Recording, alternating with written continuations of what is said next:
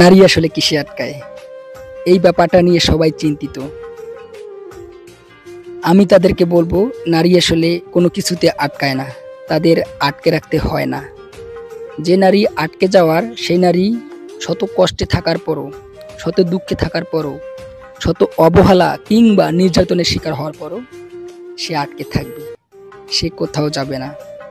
অন্যদিকে যে নারী আটকে থাকবে না, তাকে আপনি হাজারটা সোনার মালা দিল, হাজারটা রূপার মালা দিল, সে আটকে থাকবে না, তাকে আপনি আটকাতে পারবেন না।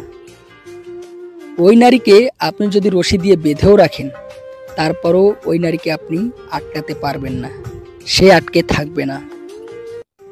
আমি দেখেছি 90 দশকে যখন আমরা হেরকেন কিংবা মোমবাতি দিয়ে বই পড়তাম, সে সময় আমি দেখেছি আমার মাকে একটি শাড়ি একটি ব্লাউজ পরিধান করে আমার বাবার সংসারে আটকে থাকতে।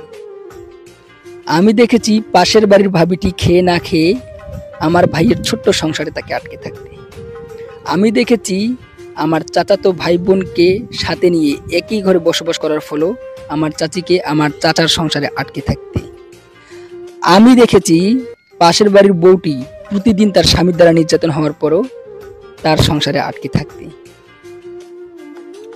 90 দশকের নারীদের পা কিংবা হাত ধরে আটকে রাখতে হতো না, তাহলে এখন কেন নারীদের আটকে রাখতে হয়? সমস্যাটা কোথায়?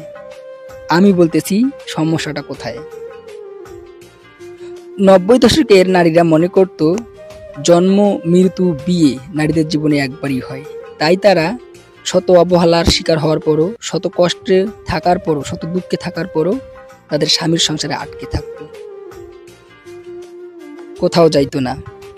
কিন্তু এখন ডিজিটাল বাংলাদেশ হওয়ার ফলে, স্মার্ট বাংলাদেশ হওয়ার ফলে নারীরা ঠুনকো কোনো কারণে স্বামীদেরকে ডিভোর্স দিয়ে দেয়।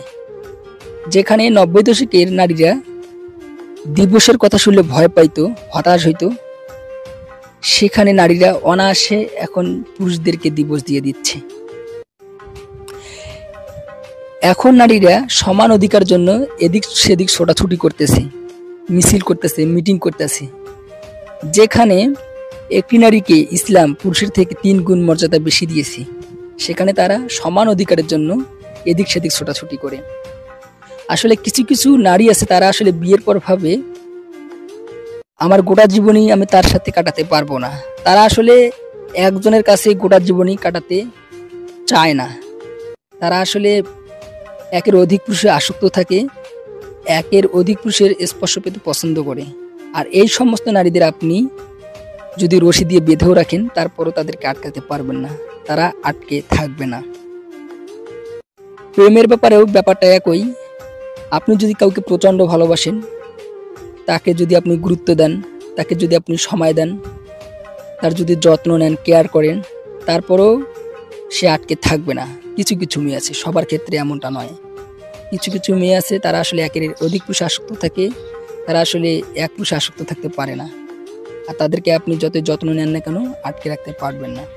তবে সব মেয়ে এমন না, এখনও কিছু কিছু মেয়ে আছে, তারা আসলে এক পুরুষে আসক্ত, তারা একজনের কাছে তার গোটা জীবনই সমর্পণ করে